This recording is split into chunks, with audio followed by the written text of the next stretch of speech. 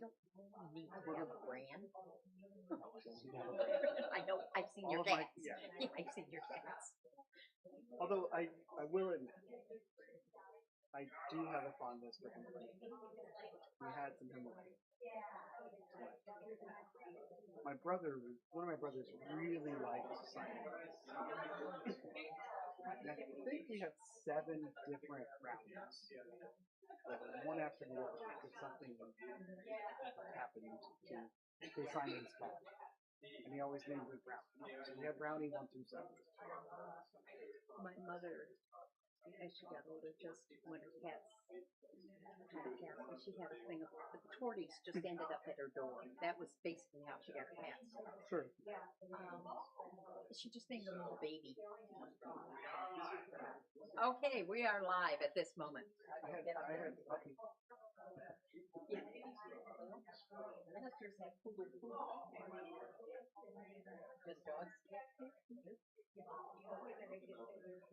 All right, they've announced that we're on live, and so just a warning out there, if any of you have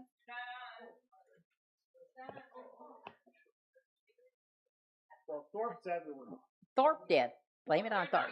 Now we are.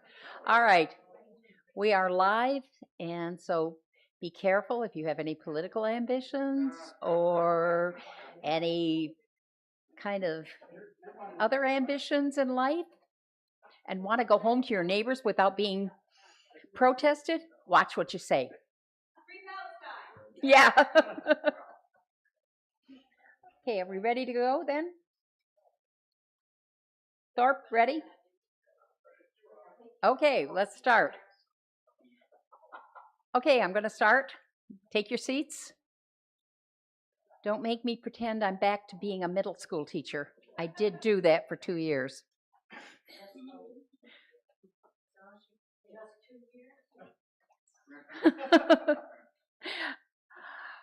Welcome.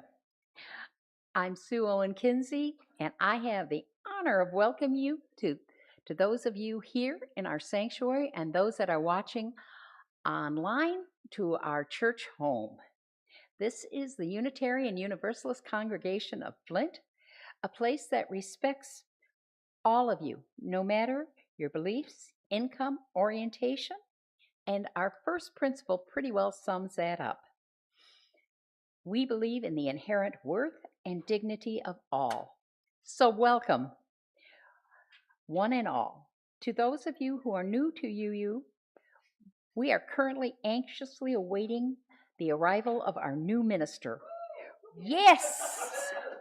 Reverend Joseph Cherry, or Reverend Joe as he prefers to be called, in just 2 Sundays from now. He'll be here on the 3rd. Yeah, that's the 3rd Sunday from now. Oh, I see. You said 3rd Sunday. Gotcha. Sorry, I translated it wrong. Okay. But this Sunday and next, our amazing worship coordinator, Bonnie Pobosic, besides doing the music, has come up with 2 services that you cannot miss. In fact, when somebody asked me about what the services were going to be for the next couple weeks, and I told them, they used a swear word and then said that, and I said, well, what's wrong? And they said, I can't miss service. I wanted to have a Sunday to stay home, but I cannot miss hearing either Tim Stiles or Andy Watchhorn, and both of the subjects, they said they've got to be here. So apparently this is must-see service instead of TV. All right, today is our speaker is Tim Stiles. He's a member of the congregation. Yay! He's also a member of the symphony choir. He works our main computer, which runs the sound, the PowerPoint, and the YouTube channel all at the same time. He's also a physicist, a father, and a friend to many of us. Now, if you'd like, we have some announcements, and you can see them up here on the screens. All right, the book club. I highly recommend this book. I'm in love with it. We'll be meeting today after service, and those of you that want to join, you can sit there and listen to it and get it and catch up with us. But thank you, Laura, for bringing this to us, and we will be continuing this. It will be. You can just sit there and listen and you add your opinions. The next one is our herbal collaborative. We do different things with our herbal collaborative, and it will be meeting on August 16th. The idea is returning to nature, seeing what nature can give to us and what we can give back to nature. It goes along with the book we're reading very well. I don't know whether that was deliberate or not, but good coordinations. Take credit for it. All right, the next announcement. The Flint Pride has had to be moved because of smoke. We all knew that. So now it's going to be on September 19th from 2 to 8. We are going to be having a presence there, and I imagine contact Terry Cross or Chris to see about doing that. Next announcement, please. There is one more that they don't know about. We just got this naturally. One of the churches that's just down the street from us is having, it's the Hand of God ministry. They're very into social justice. And they are having Christmas in July at their church. It'll be after our church. It's a big sale. They brought in new bikes and new stuff and some used stuff. Lots of free food, different things. If anybody is interested, I said I would announce it. Right after church today. Oh, okay. Right after church today. It's on the news, and I found out why I'm hearing so much about it is because one of the people works at the library. If you want to say. That may be it, Miller. This is an interactive service, obviously, today.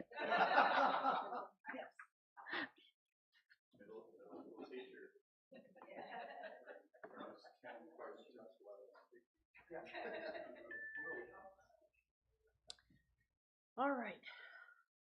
Think we're going to do a hymn? You are welcome here, of course. We are going to share this song that Aimee Lubert and I collaborated on. She did the lyrics, and I kind of put some chords to it. So if you would all stand, we can and sing along.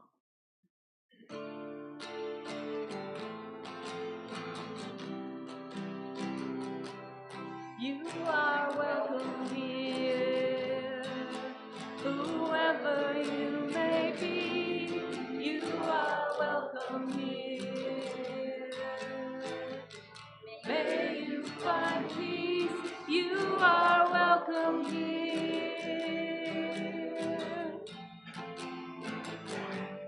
You are welcome here. Wherever you have been, you are welcome here. May you find peace. You are welcome here.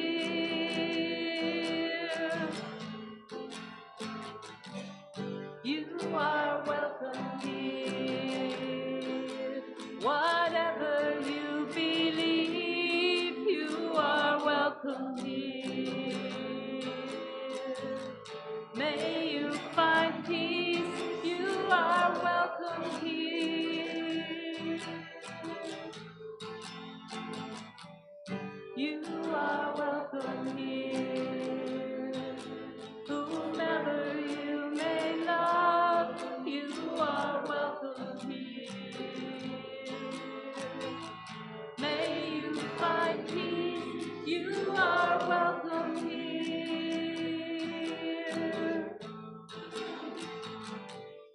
You are welcome here. How big or small your dreams, you are welcome here. May you find peace, you are welcome here.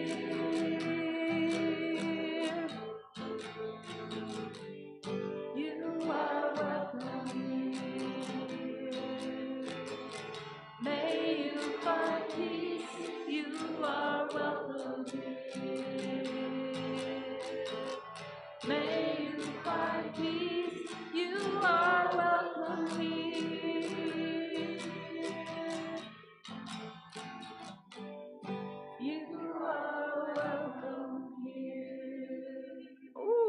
the harmony. That was beautiful. Thank you. Please be seated.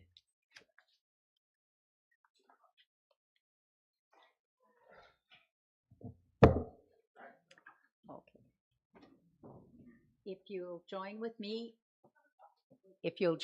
in reciting our covenant, recognizing the richness of diversity, the beauty and wonder of shared worship, and the transforming power of love and service, we gather as a sacred, intentional community to freely seek knowledge and truth, celebrate the fullness of life, and our actions to increase goodness and justice. We will now light the chalice, which is a symbol of our faith. For the wonder and inspiration we seek from the sun and the stars and all the lights of the heavens, we light this chalice.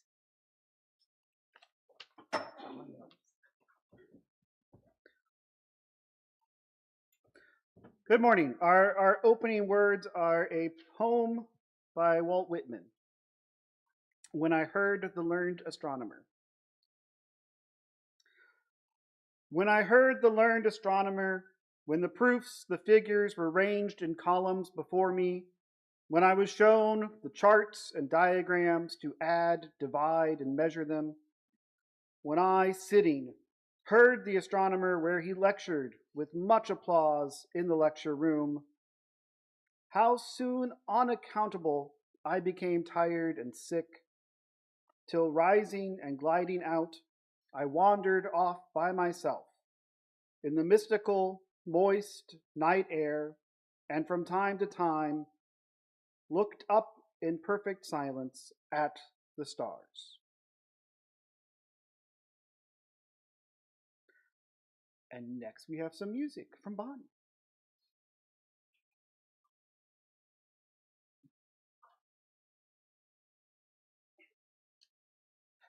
This is a song by one of my very favorite songwriters, Peter Mayer, of course. It's called The Play, and it proposes that we are in such a large cosmos that, who knows, maybe we're just part of a play.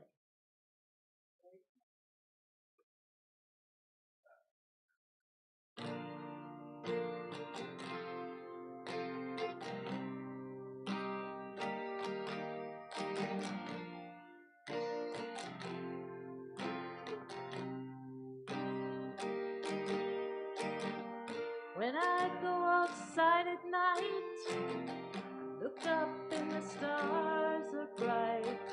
Sometimes I lay on the ground, imagine that the sky is down. And if the earth should then let go, I fall into the stars below. I would fall into the stars below.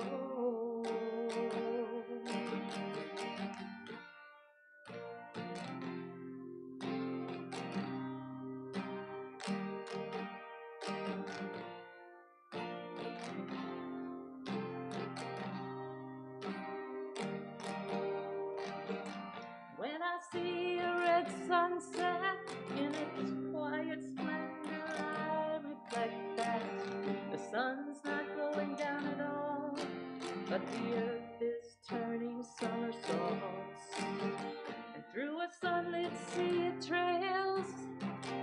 We're on that great big wave. We're riding on that great big wave.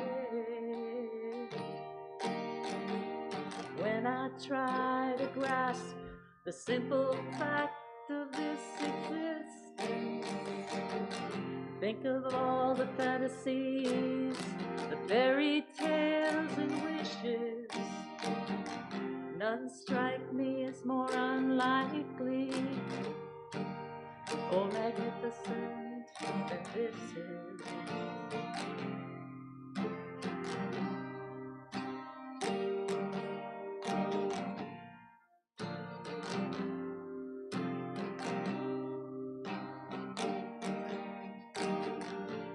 and faces seen up close, galaxies through telescopes, crimson hillsides in the fall, and more astounding than them all are pondering minds with eyes that see. These are deep mysteries, deep mysteries.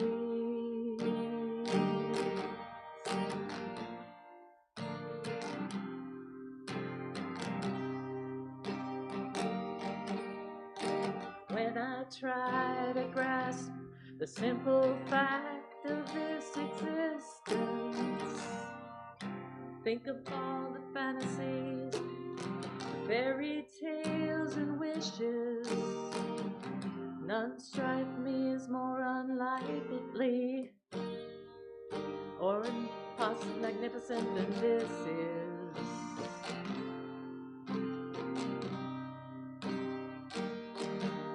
Like a strange enchanting play of the impossible dimensions, the settings and the stage run like years in all directions, and the breathless scenes and the storyline defy comprehension.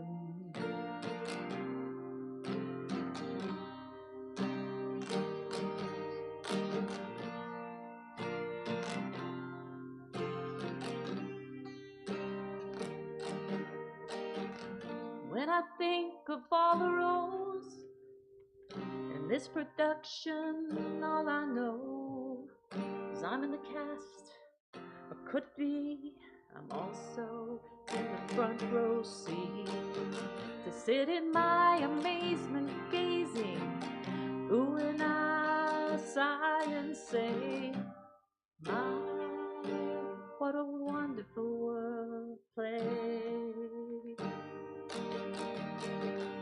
My, what a wonderful play.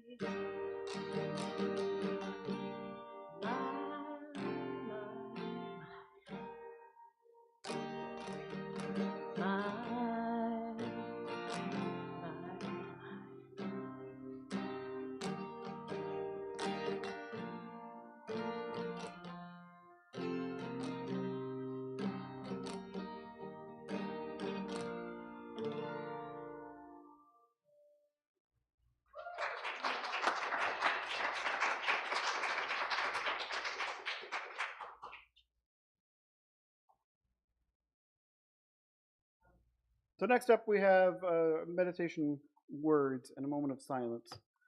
Thorpe, could you do the next slide? Oops. So some of you may recognize this image. This is the pale blue dot image. Short story is that when the Voyager space probes were out near Saturn, someone realized they could turn the camera back towards the Earth and get an image of the Earth from Saturn. And that little dot circled in the image is the entirety of Earth. So this inspired Carl Sagan, the famous astronomer, and came up with some of the following words, adapted it a little bit for length.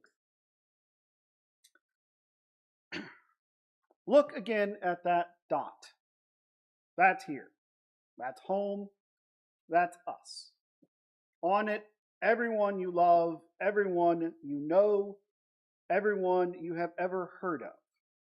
Every human being who ever was lived out their lives.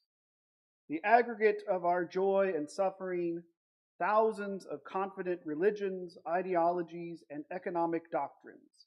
Every hunter and forager, every hero and coward, every creator and destroyer of civilization, every king and peasant, every young couple in love, every mother and father, hopeful child, inventor and explorer, every teacher of morals, every corrupt politician, every superstar, every supreme leader, every saint and sinner in the history of our species lived there, on a mote of dust suspended in a sunbeam. It has been said that astronomy is a humbling and character-building experience. There is perhaps no better demonstration of the folly of human conceits than this distant image of our tiny world. To me, it underscores our responsibility to deal more kindly with one another and to preserve and cherish the pale blue dot, the only home we've ever known. And now let us enter into a moment of silence.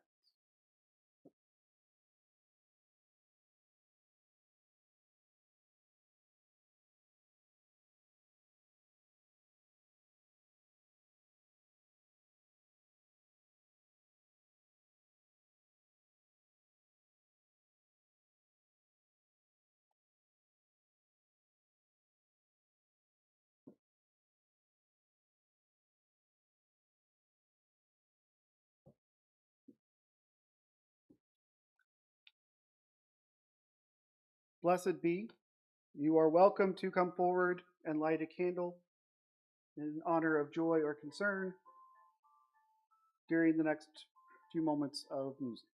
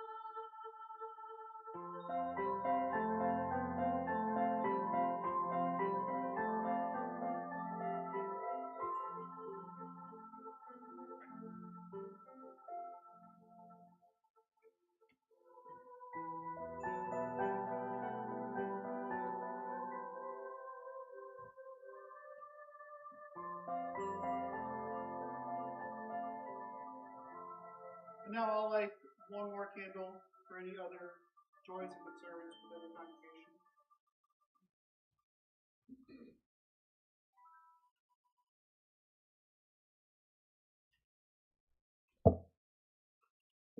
And the choir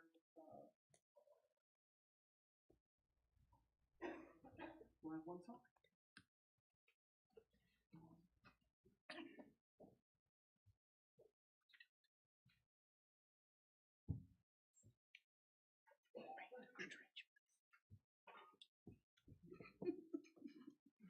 Wait, give Tom the, he's going to do hand motions. He is? So, this is another Peter Mayer song. It's called Breathe In, Breathe Out. And, oh, that's not good. It comes with hand motion. Yeah, All right, cool. or you can dance. Feel free to follow along. Yeah.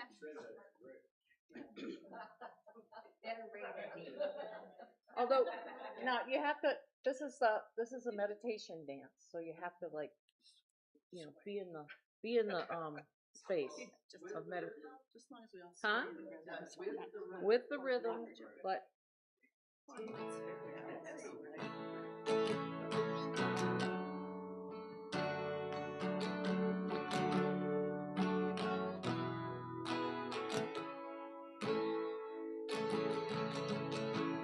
hands open to the day. Breathe in, breathe out. Hands joined as if to pray. Breathe in, breathe out. Arms reaching to the sky, then circling around down to the earth. Eyes lifted to the light, to the light.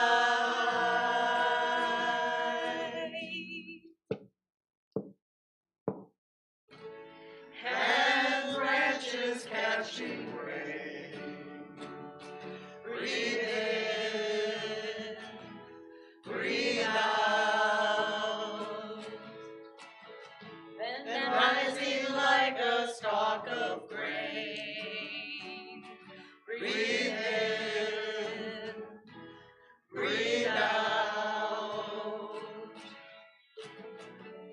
Arms reaching to the sky, then circling around down to the earth. Eyes lifted to the light, to the light.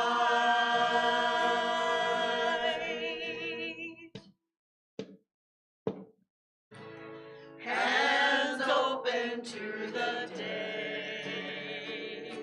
Breathe in, breathe out. Hands joined as if to pray. Breathe in, breathe out. Breathe in, breathe out. Breathe in, breathe out. very beautiful. Thank you so much. Let's do that again.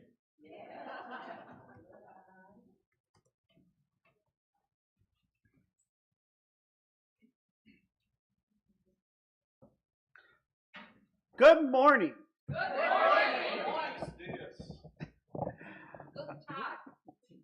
I'd like to begin with a question. How many of you have ever looked through a telescope? Awesome. Oh, wow. That is great. Look who we're talking to. You've got your planet shirt on. Yeah. You may remember then the first time you saw Saturn's rings or the craters of the moon can be a little shocking.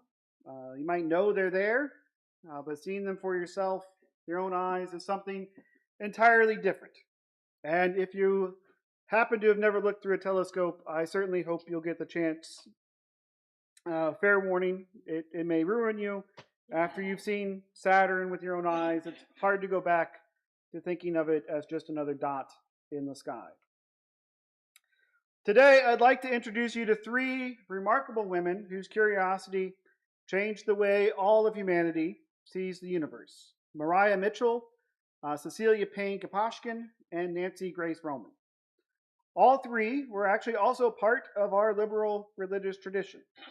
All three embodied the fourth principle, a free and responsible search for truth and meaning, and all three helped us better understand the seventh principle, that we are part of an interdependent web of existence that stretches further than any of us can imagine. So Maria Mitchell was born in 1818 on the island of Nantucket. She, at this time, Nantucket wasn't the center, certainly, of the scientific universe. But if you've read Moby Dick, you may realize this is the time period when it was the center of whaling. Which means, actually, people depended on astronomy every day. Because before GPS, sailors relied on the stars for navigation. Mariah's father was a school teacher and part-time astronomer. Among other tasks, he would calibrate the chronometer, which is the very sensitive clock on ships, to make sure that they indicated the correct time. This was necessary because if you're going to navigate by the stars and tell where you are based on when certain stars rise or set or how high they are in the sky, you need to know your exact time. So as part of that, he also taught his children astronomy. He was also a school teacher. He fervently believed that his daughters deserved an education every bit as much as his sons. Could point out he was a member, and his family was members of the Religious Society of Friends, although Maria later became a Unitarian in an odd twist. No one quite knows why. But in her late 30s, early 40s, she made that switch and never really divulged why she made that switch. At age 18, Maria became the first librarian of the Nantucket Athenaeum. So again, in the mid-1800s, this was very popular, especially in New England, to have sort of a private museum, library, public auditorium where people could come and give speeches. The limiting operating hours of that Athenaeum allowed her to continue her education and working with her father on projects such as the United States Coast Survey. It also allowed her to stay up at night to conduct astronomical observations. She spent countless hours observing the night sky. And Thorpe, could you go to the next? Oh, sorry. This is just a comet. Next one after this. We'll get there. So I think I did the wrong order. But it's the painting of Maria as a young woman observing through her telescope. She spent countless hours observing the night sky. Astronomy may look glamorous in photographs, with the beautiful nebulae and galaxies, but the actual work, especially in the 1800s, was a lot of standing in the cold. One October evening in 1847, she happened to notice something different. A fuzzy object was a comet. She had discovered a previously unknown comet, and as a result became internationally famous. This happened to coincide with about a 6-year period during which the King of Denmark had decided to become a patron of astronomy and had promised a gold medal to anyone who discovered a comet. So think about that. You spend years doing quiet, careful work, and suddenly the king of Denmark sends you $10,000 in gold. Be nice. Scientists today generally receive fewer medals from European royalty, but Mariah became an internationally recognized woman astronomer. Academics and intellectuals from across the U.S. visited her in Nantucket. Ralph Waldo Emerson, Herman Melville, Frederick Douglass, Sojourner Truth, and many others. She was the first woman to join the American Association for the Advancement of Science and became close friends with Joseph Henry, the first director of the Smithsonian. But here's what I might love most about her. She wasn't interested in being exceptional. She wanted other women to become scientists too. In 1865, Matthew Vassar, the wealthy brewer and merchant, decided to found a college for women. And unlike some of the other colleges that existed, he wanted a real college where women could get real advanced education, including math and science. Therefore, he decided that he knew who would be just perfect to teach astronomy at his college, the world-famous woman astronomer Mariah Mitchell. She was an unconventional teacher, emphasizing small classes, individual attention, and experiential learning. She often canceled class, not because she didn't want to teach, but because the sky was clear. Mariah believed education wasn't about memorizing answers, but learning to ask good questions.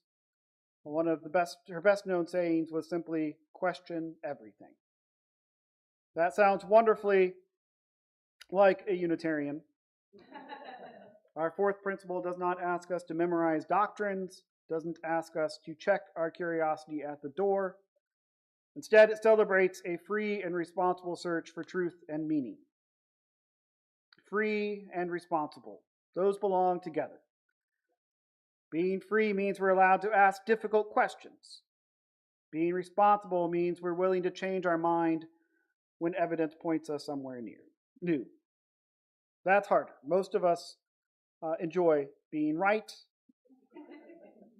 Changing our minds can be less fun. But Mariah Mitchell understood that truth matters more than winning arguments, which is a lesson our society could probably use every single day. Amen. And this is a couple of pictures of Mariah Mitchell with some of her students at the Vassar College Observatory.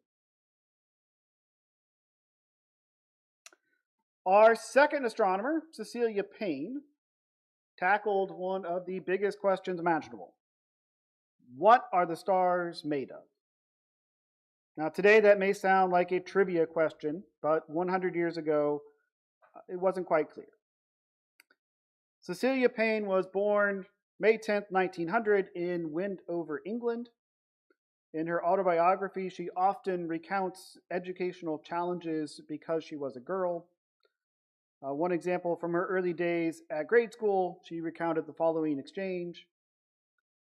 The sense of a living in a man's world continued to oppress me. Why, I asked Miss Edwards, why was Jesus a man and not a woman? Because in his day, she replied, a woman could not have done the things he had to do. But I did not find that very convincing. As a teenager, she began to have doubts about the existence of God. I just love this story, but as a burgeoning scientist, she decided to conduct an experiment. What else would you do? I think she was about 14 at this time. So she split her tests, her exams, into two groups. An experimental group, over which she prayed fervently, and a control group, over which she did nothing.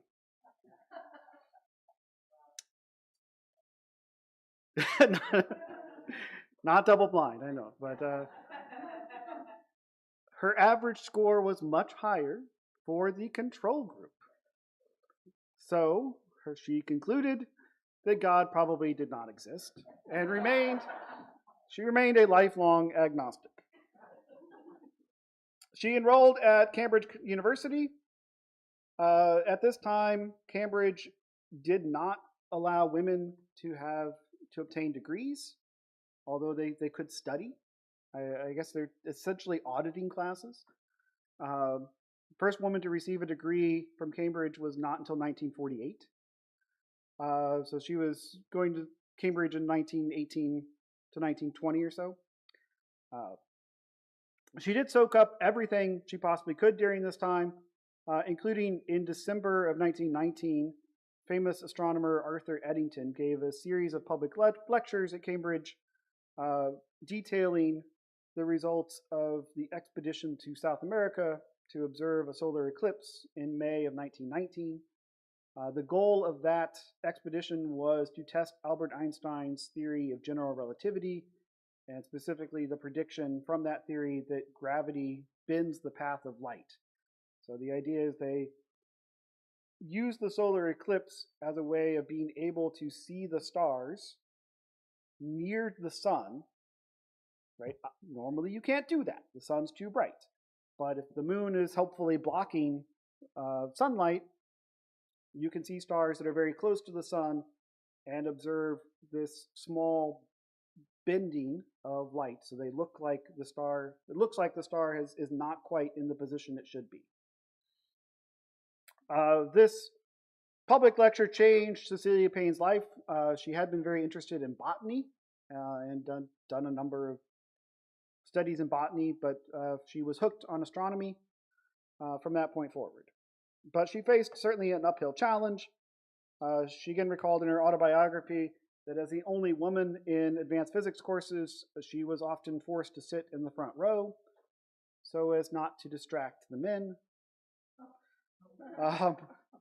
And in particular, one of the professors would often begin lectures in a rather sort of, I don't quite know, but pointing out by saying "lady and gentlemen" as we start class, and being quite, in some ways rude about it. And the chief astronomer at Cambridge specifically told her that as a woman, she could never hope to be anything but an amateur. Luckily, she was able to arrange to have a one-on-one meeting with that famous astronomer, Arthur Eddington, in which she recalls blurting out, "I want to be an astronomer." And his reply was, "I can see no objection to that." While this may seem like small encouragement, it turned out to be more than enough to sustain Cecilia Payne on her journey. Obviously, this man was a hero at this point, so even a little bit went a long ways. She knew that to continue on this path, she would need a graduate degree. And in the 1920s, there were very few places a woman could earn such a degree.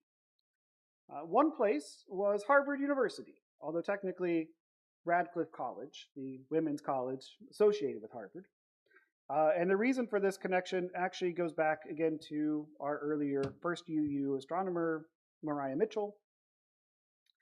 Turns out, right, in the late 1800s, astronomy was undergoing a revolution, and the new technology of photography was getting applied to astronomy, which led to an absolute tremendous increase in the amount of data that could be collected.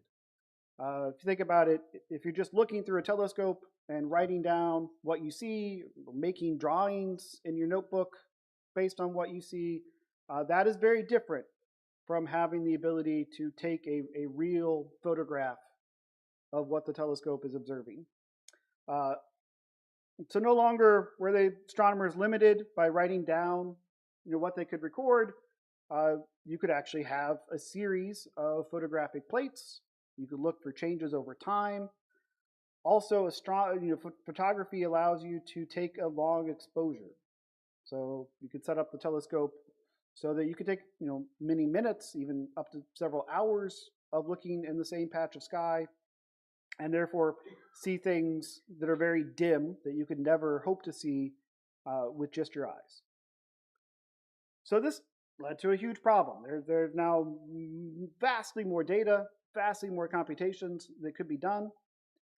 In 1881, the director of Harvard University, who was Edward Charles Pickering, he became quite upset with his male assistants. They didn't want to do the boring and repetitive tasks of doing these calculations and looking for changes from one photographic plate to the next. And he apparently one day just proclaimed, "My Scottish maid could do better." So he hired her. Not part of our discussion too much, other than in passing, but Wilhelmina Fleming.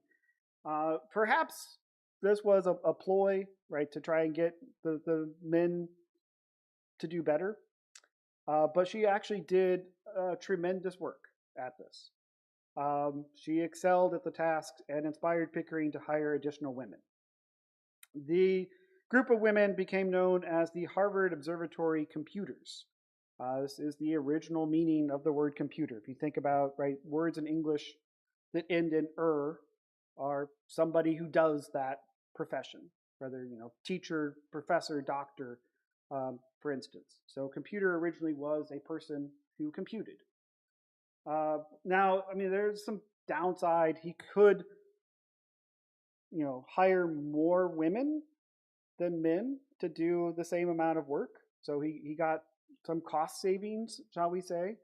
He could hire 10 women for the same price as 5 men. But all in all, he's generally conceived as he was, fairly decent, especially for the time, to his employees. The point today is that several of these women computers had trained at Vassar College. Some of them even under Maria Mitchell before she passed away. In the 1920s, this program further expanded into some graduate study fellowships at Harvard for one woman at a time for 1 year. And Cecilia Payne was the second person awarded this fellowship. She took on the difficult problem of determining what the stars are made of. And the established theory at this time was that the stars had to be made of about the same stuff as Earth. We knew what the Earth's crust was made of, half or so by weight oxygen, another quarter silicon, 8% aluminum, and so on. Prevailing idea was the stars are probably the same stuff. There was a fairly good reason for this. Next slide, Thorpe. Because we can do this lovely thing of spectroscopy, where we take light from an object and split it up with a prism to make the rainbow. But if you have only particular elements, you get essentially a fingerprint of what each element corresponds to. So on the left side here, we have a few elements. Oh, sorry, go back. No, sorry. So it's a little hard to see, but on the left side we have hydrogen, helium, neon, sodium, and mercury, one after the other. And they emit different wavelengths, different colors of light. And by the same mechanism, if they're in something hot, like the sun, they will actually have the same wavelengths will appear as dark stripes. So on the right, we have a solar spectrum from the sun with some of these lines specifically identified. So for instance, sodium has a bright yellow line. If you are older enough to remember sodium streetlights, they always had that yellow glow to them because sodium makes a lot of yellow light. Mercury streetlights, by the way, make a lot of blue light. They're at the bottommost of those 5 images on the left. And neon, right? Neon signs, right, are bright orange for that same reason. They have make the orange, mostly in the orange and yellow light. So you can use these fingerprints to determine what the elements are. And if you just look at the solar spectrum, you can identify more or less the same constituents as there are on Earth. There's some iron, there's some calcium, magnesium. It looks about the same. This you could compare this a little bit to like every member of the congregation having a particular singing voice, right? And some might be louder than others. Some might be more on pitch than others. Um, some are enthusiastically participating, but each element has its own set of colors. And if you listen closely to the congregation, you can tell who's singing. And in the same way, if you observe closely which colors are present, you can tell which elements there are. But what Cecilia Payne looked at this, she applied the new theory of quantum mechanics and discovered something astonishing. Stars are almost entirely hydrogen. Not a little hydrogen, but almost entirely hydrogen. Her calculation showed the sun had 1,000,000 times more hydrogen than things like aluminum and iron. And the reason for this difference is the extreme temperature of the sun and its atmosphere. It's so hot that hydrogen at these temperatures cannot give off its unique fingerprint. It becomes completely ionized. So there's no way for it to make the light. So even a smidgen of hydrogen in the solar spectrum indicates a vast amount. But she was told that that conclusion simply could not be right. Her advisor, Harlow Shapley, was not convinced. It had Henry Norris Russell, who was like the most famous American astronomer at the time, check her work. They convinced her to add a sentence to her thesis that these results are improbably high and almost certainly not real. 4 years later, Russell redid the math and published a paper indicating that Cecilia Payne was correct. Now, to his credit, he did properly cite her work and her dissertation in his paper. To the discredit of the entire astronomical community, that was mostly ignored, and textbooks were written that said Henry Norris Russell discovered the stars are made of hydrogen, which lasted for many decades. Quite recently, that has started to get fixed. Her dissertation is now considered one of the greatest in the history of astronomy. But here's why I think her discovery matters. If stars are mostly hydrogen, and stars manufacture all the heavier elements, then every element, every atom that you see around you and that you're made of was forged in those ancient stars. The universe isn't merely around us, it is within us. We are literally connected to stars that lived and died billions of years before the Earth even existed.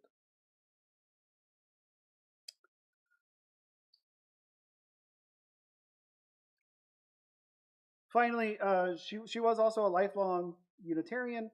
She and her family attended First Parish in Lexington, Massachusetts, where for many years she taught Sunday school to the 9 to 12-year-old class.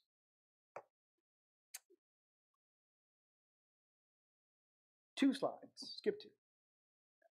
Our third scientist is Nancy Grace Roman, born in 1925. Her father was a physicist.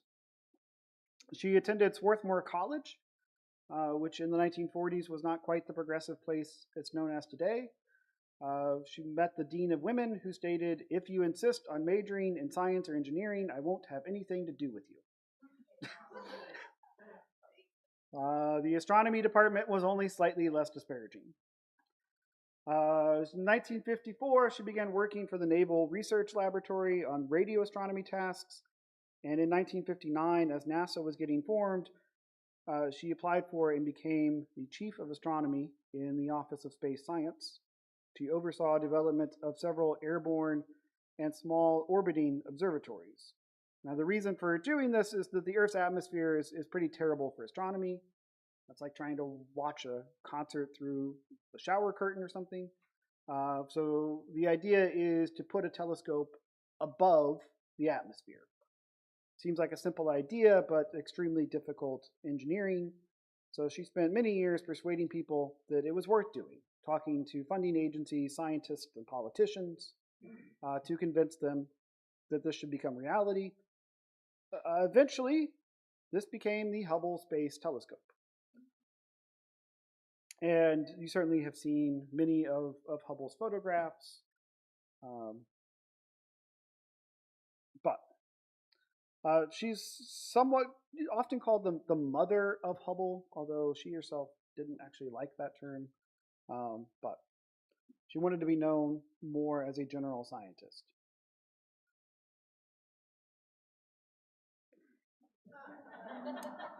Now, she's also, as far as I know, the only UU to have a Lego set. So she is one of 4 women that Lego honored. I think this was about 2017 for the Women of NASA set that they created. And I have this set. I meant to bring it, but forgot to bring it. But anyway, she has her own. She buy a Lego minifig of Nancy Grace Roman. So Nancy Grace Roman gave humanity a better telescope. Our faith asks us to become better observers of one another. Now, you will also find her name coming up in the news because in just over a month, the Nancy Grace Roman Space Telescope will be launched. The mission of this telescope is to survey the universe to produce a 3-dimensional map of distant galaxies and to search for exoplanets. To do this, it will use a mirror that's similar in size to Hubble's, but it will have a much improved camera. The camera will have 300 megapixels. It will cover an area about 100 times larger than a single image from Hubble. Next slide. Yeah. So in this image, this is a prototype, shall we say, of what to expect. The blue box, it's kind of a weird shape, but because of the shape of the detector, the Roman telescope will produce something like the blue box here. And the white box in the middle is the equivalent field of view from Hubble. So yeah, it will do a lot. Again, of astronomy, be able to do things 100 times faster than Hubble could. Allow for something that would take 100 hours on Hubble to be done in a single hour. So, looking forward to that in the next few years. So 3 women, 1 practice. It's tempting to say that these women were extraordinary. They certainly were, but perhaps not in the way we usually mean. Their greatest gift was not simply intelligence, but the persistence to keep asking, to keep observing, and to keep learning. It strikes me as a profoundly spiritual idea. One of my favorite things about astronomy is that no matter who you are, when you stand under a dark sky, you're looking at the same stars as everyone else. The night sky is wonderfully democratic. Cosmos has become conscious enough to wonder about itself, and we get to participate. Every time that we admit I hadn't thought of it that way when we ask a question or learn something new, we honor the 4th principle. Every time we care for the earth, we recognize our dependence on one another and remember that we belong to something larger than ourselves. We live the 7th principle.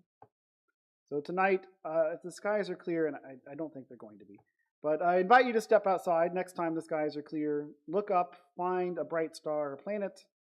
Remember Mariah Mitchell, patiently scanning the heavens. Remember Cecilia Payne Gaposchkin, watching carefully enough to see the elements. Remember Nancy Grace Roman, helping humanity see further than ever before. And perhaps offer a quiet prayer, not necessarily with words, but with wonder. The wonder may be one of the holiest things we experience. We have the courage to keep asking questions. May we have the humility to follow truth wherever it leads, and the wisdom to remember that we are connected to one another, to this earth and to the stars, and may we never lose the joy of looking up.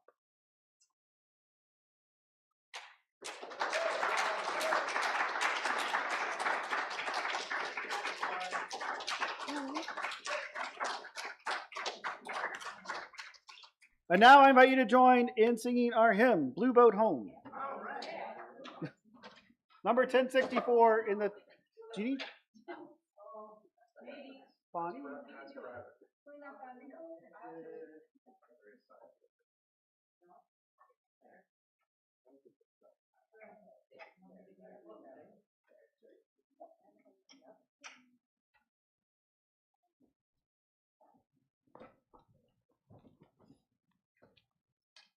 Thank you for standing on your own.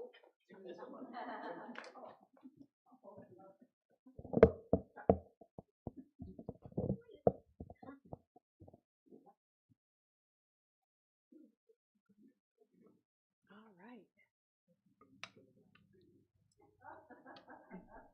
Okay, what's next?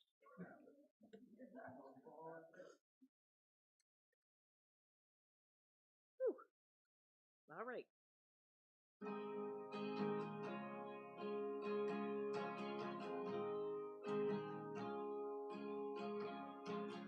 Though below me I feel no motion, standing on these mountains and plains, far away from the rolling ocean, still my dry land heart can say, I've been sailing all my life now, never harbor or port have I known. The wide universe is the ocean I traveled, and the earth is my blue home.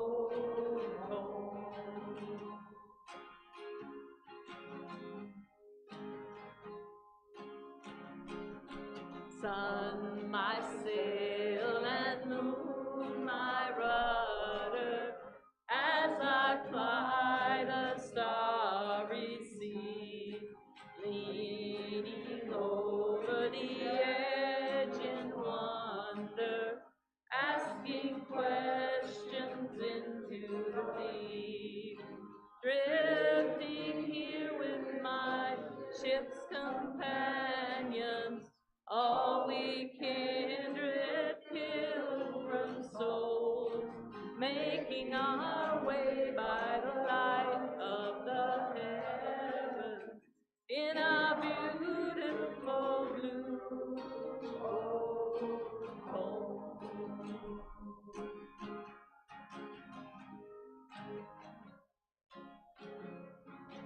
I give thanks to the waves upholding me, hail the great winds urging me on, create the infinite sea before me, sing the sky my sailor's song. I was born upon the fathoms, never harbor or port have I known. The wide universe is the ocean I travel, and the earth is my blue home.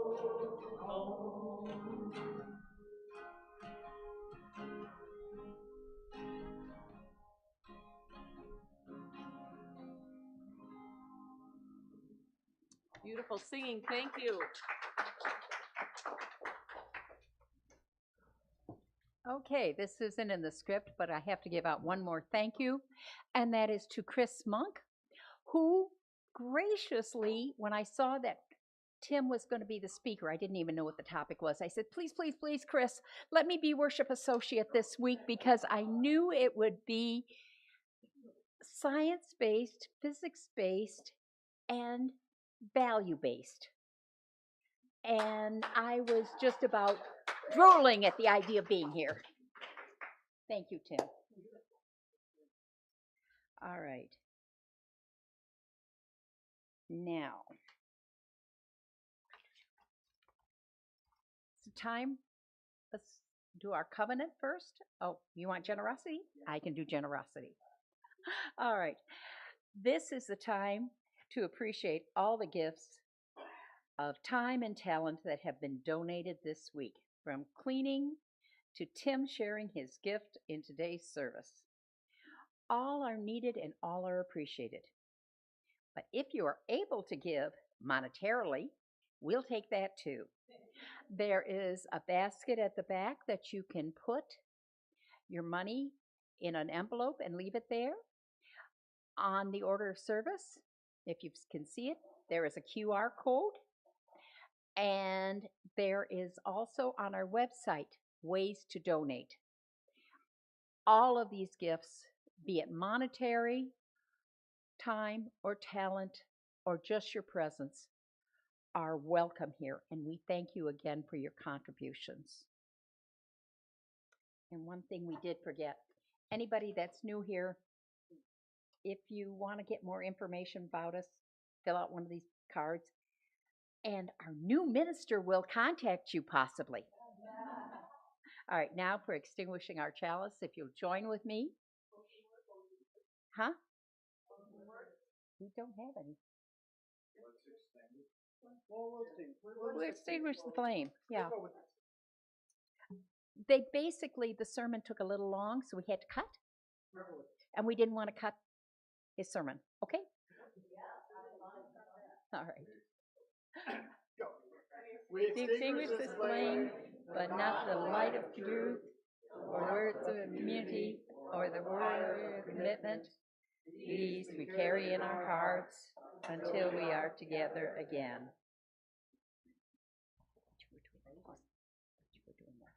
It's fine. And now for our postlude from Laura.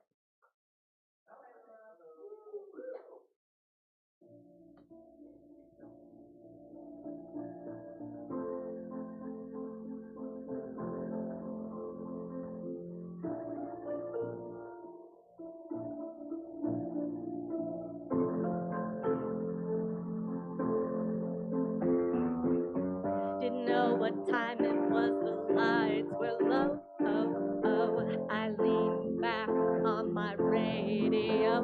Oh, oh, some cat was laying down some rock and roll. A lot of soul, he said. Then the loud sound did seem to fade.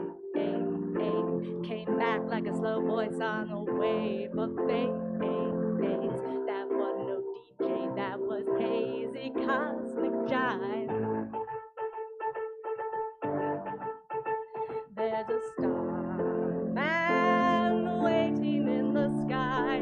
He'd like to come and meet us, but he thinks he'd blow our minds. There's a starman waiting in the sky. He's told us not to blow it, 'cause he knows it's all worthwhile. He told me, let the children lose it, let the children use it, let all the children boogie.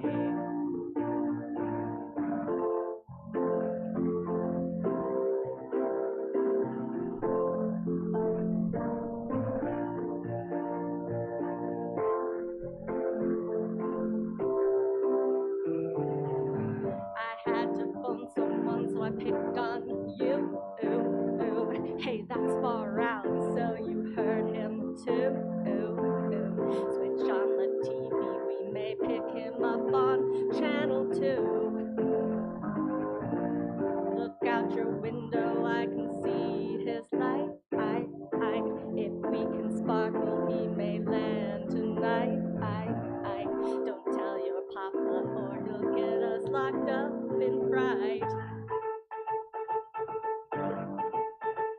There's a starman waiting in the sky. He'd like to come and meet us, but he'd think he'd blow our minds. There's a starman waiting in the sky. He's told us not to blow it, 'cause he knows it's all worthwhile. He told me, let the children lose it, let the children use it, let all the children boogie. Starman waiting in the sky. He'd like to come and meet us, but he thinks he'd blow our minds. There's a starman waiting in the sky. He told us not to blow